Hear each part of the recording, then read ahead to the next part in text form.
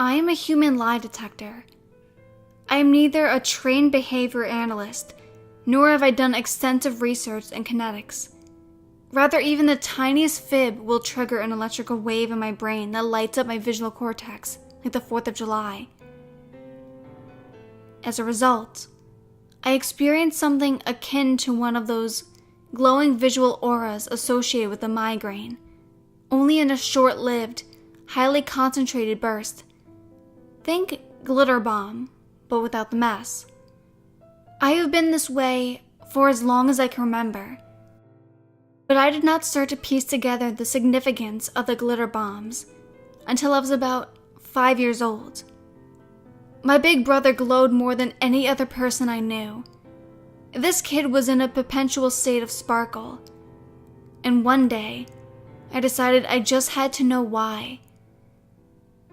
I channeled my inner Harriet the spy and observed his every move for 2 whole days before I made the connection. He lied constantly to everyone about the most mundane things, saying he had frosted flakes for breakfast when I knew he had Cinnamon Toast Crunch. You might expect my 5-year-old self to feel excited about this newly discovered superpower, and I did, for about 2 minutes. Fast forward 13 years, and my strong preference to avoid socializing resulted in a perfect GPA and a full ride to college. By living off campus and attending a large university, I managed a monochrome of anonymity that allowed for a limited human interaction.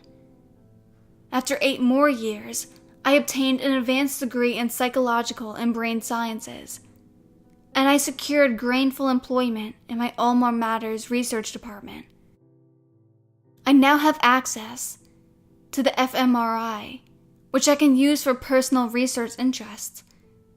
For example, my abnormal brain, if I am discreet. That's how I know as much about my condition as I do. One craving about my flair for lie detecting, I have yet to mention, is the need to be physically near the liar in question for it to work. My current hypothesis is that I have an acute sensitivity to some pheromone secreted during the act of deception.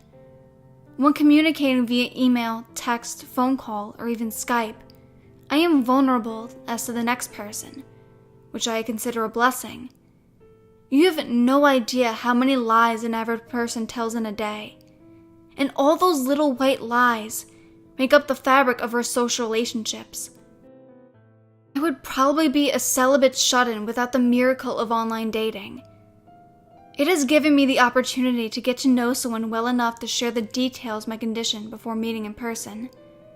Most guys can keep from lying for the length of one date. After exchanging some witty banter and comment thread on Reddit, I hit it off with a guy. And when he was persistent with his advances, began the long process of revealing what it means to be in a relationship with me. I promised not to ask questions I did not want the honest answer to. And Bradley promised to be brutally honest with me when it counted, or to stay silent in feeling sparing situations. There could be no in-between.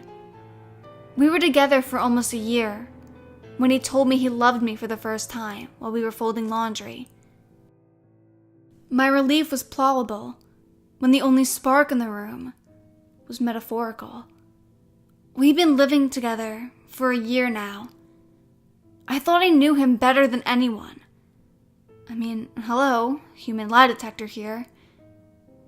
Imagine my surprise when a few nights ago, a police officer knocked on our door to ask if either of us recognized the girl in the photo. Her body had been found nearby, brutally raped and beaten to death. I examined the photo intently, my heart aching for the poor girl. She looked to be about 16 or 17, and I had never seen her before.